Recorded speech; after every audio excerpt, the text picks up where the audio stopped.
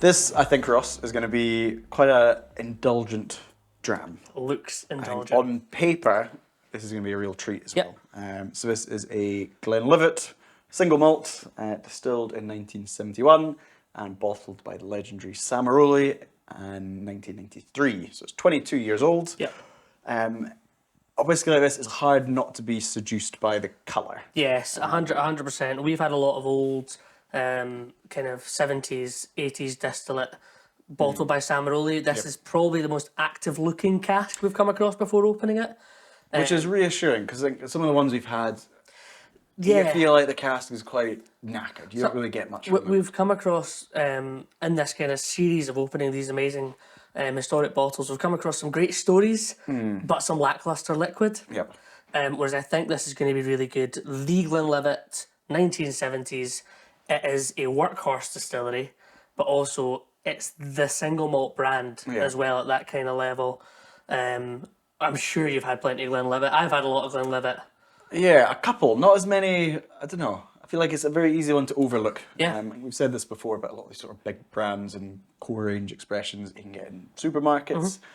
It's very easy to assume, oh, I know that distillery, and you go look for something else. Yeah. So very excited to try this, actually, just to sort of revisit what Glenlivet's about, because it's an icon. It's a huge, huge brand. Massive. And I think, although we talk about big sherry oak Speysides, you can't help but think of Macallan now. Glenlivet, I think, was the first big established US single malt, or Scotch single malt in the US market. This one here is one of 900 bottles. I'm hoping it's going to be big, indulgent. I almost want it to be overly sherry, just because it's so different to what we've had from these releases so far. I've had quite a lot of Glenlivet, and actually I would say you don't see it independently bottled all that often. No. But I've had quite a lot of old kind of G&M styles, and I'm excited to see what Samaroli are going to offer, because you can't help but trust it when you see Samaroli on the bottle. Yeah, I think going back in history, Glenlivet has always been sort of a hallmark of quality as well. So, there was a couple of, a dozen or 2 dozen distilleries had the Glenlivet as a suffix. So the likes of Tom and Toole Glenlivet, Convalmore Glenlivet, Macallan Glenlivet, because they all wanted to be associated with the Glenlivet. Yeah, pretty much every Speyside as we know it now used to have that kind of Glenlivet tag on. You still see it in the Cadenhead bottles now. Whereas the Glenlivet, as we know it today, is of course this singular distillery. I think I remember speaking on an old Macallan video about reading these old cocktail books, and it used to say add an ounce of Glenlivet, and that meant anything from Speyside. It didn't mean the Glenlivet that we've got today. Brilliant distillery, recently refurbished as well, and of course kind of the biggest player in the Pernod Ricard portfolio. Yep. Definitely a step up from, probably a slight league above. Yeah, 21 million litre capacity as well, which really, the Glenlivet and Glenfiddich are pretty much up there for the highest capacity for single malt. This was bottled in 1993 as well. So good age on it. Yeah. I'm excited to see what this is going to be like. So let's crack it open and hope that the corks stayed in good nick for us as well. Yeah. Fill level is kind of high shoulder, which is reassuring. It suggests, that's not a good start, suggests that the liquid is going to be still in good condition. This was bottled when I was 2, so it's bloody old. Yeah, that's quite fun. Having been in a bottle for over 30 years, it's amazing we get the opportunity to open it. Yeah, let's see what we can do. Okay, good luck. Let's have a... Not much movement going on there. Do you try and twist it clockwise? Like what? Just as slowly as possible. It's a strange thing. Maybe we should go back and look at our other kind of Samaroli videos. We've had a real mix of integrity in cork, and this one has pretty poor. It's not lived up to any kind of high expectations. It's kind of what I expected. So we're going to try and get this out, but we're going to end up fishing this out the bottle and filtering it later. I can already tell. Let's see what we can do. I mean, well, actually, What's going down? It's getting a bit of... You're through. It's just... Yeah, disintegrated. I can't believe it! I'm sick of this. Right, get pop it that done. in. We'll get it in the glass and we'll filter it later on. How disappointing. Yeah, this is why people don't open these bottles. No. It also shows they weren't designed to be kept. Well, At that time, you just... you yeah, know, I mean, this is the thing. whiskey was bottled If it and was people opened bottled it. in '93, it would have been a fairly high-end whiskey at that point. Why people haven't taken it to drink it, I don't know, but obviously we're grateful now to get the opportunity to try it. Bloody cork everywhere. It's a beautiful colour, actually, this liquid. It looks so indulgent, really inviting. Sorry. Fine. Okay, so bottled at 46% again. Nice. Yeah, one of only, was it 900 bottles? Yeah, 900 available. Very, very So special. when you're looking at, there can't be much of this left. The nose, initially quite a prickle of alcohol actually. Decent amount of sherry. Some sort of like Definitely. wood polish, nice old oak. Yeah, definitely a kind of leather note as well.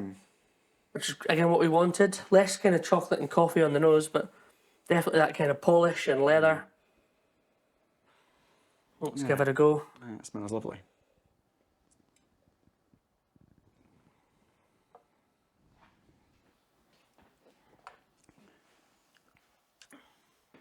Oh wow. Big in the mouth, isn't it? Yeah, really like the palate. Drying wood towards the end, but initially very sweet. Dark chocolate and licorice. Quite tannic Definitely very tannic. on the finish. For me. Good quality cask here. The cask Yeah. is very influential. Drinks well at the strength. I initially thought from the nose it might be a little bit kind of peppery with the alcohol. It's a shame it doesn't look pretty anymore. What a Oh, yeah. disaster. We'll just do that. That's it. No, I think it's, I don't know, for me, Glenlivet, obviously you always think of the, the Founder Reserve and the 12-year-old, which is very light and kind of elegant and, soft green fruits and this sort of thing. But you do get some beautiful sherried Glenlivets. Yeah. So the Nadura range, so you had some first fill. That was a real stuff, success, for sherry style. which are all at good strength as well. And they do a kind of distillery exclusive range throughout the Pernod Ricard distilleries, kind of smaller bottles, Yeah, like for the 50 CLs. yeah. And I had some of the Glenlivets from there that have been exceptional as well. Normally bottled at cash strength. And I think the 25 is generally quite heavily sherried as well, kind of for the core range. Yep. Yeah, I think this is a lovely dram actually. Yeah, the nose is really kind of mellowed. It's much more balanced now going back to it. We kind of tried to translate the kind of rough Italian notes, but they give pretty much a lot of it was. They give pretty much every note for every whiskey ever, but Yeah, this is big sherry influence. it's very like 46% is it's not low, but No, there's no. a lot of complexity in there. And actually, although I initially thought from the nose, there was a little bit of kind of oak. I think there's definitely polish, but I don't think it's woody. I don't think it's overcooked. I think there's a really nice balance of this whiskey. Yeah. I'm really pleased. Yeah. I'm really pleased with it. Apart from the cork, which kind of really pissed me off. Yeah. Because we've done this so many bottles now. It's actually It's quite a thick dram. yeah, lovely texture, very indulgent. I just think I feel very privileged that we're getting to drink it. I'm just thinking it was bottled in the 90s. Why did nobody open this? I suppose because Glenlivet you don't even associate really with being all that collectible, unless it's really I think old stuff. it's very easy to kind of Get caught up in all this. You just get distracted by other stuff. I think Samaroli, because of the reputation, maybe people were buying Samarolis even at this point, thinking that was quite a good investment for them.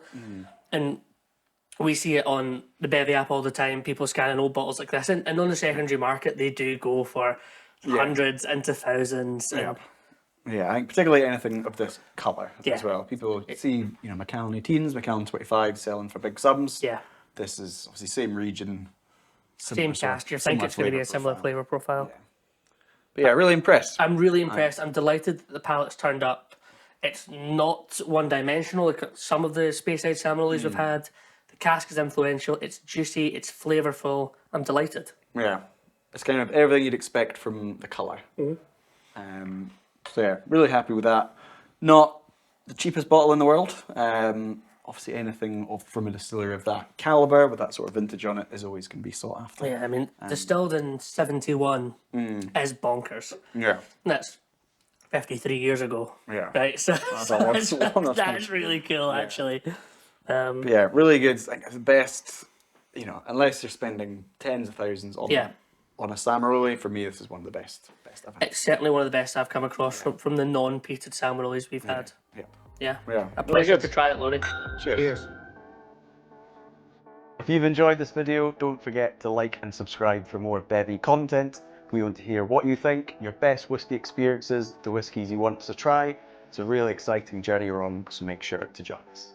Download the Bevvy app on Google Play and App Store to keep track of your whiskey journey, connect with your whiskey friends, keep track of your favourites, anything you could ever want to do with whiskey, all in one place. It's the definitive whiskey companion.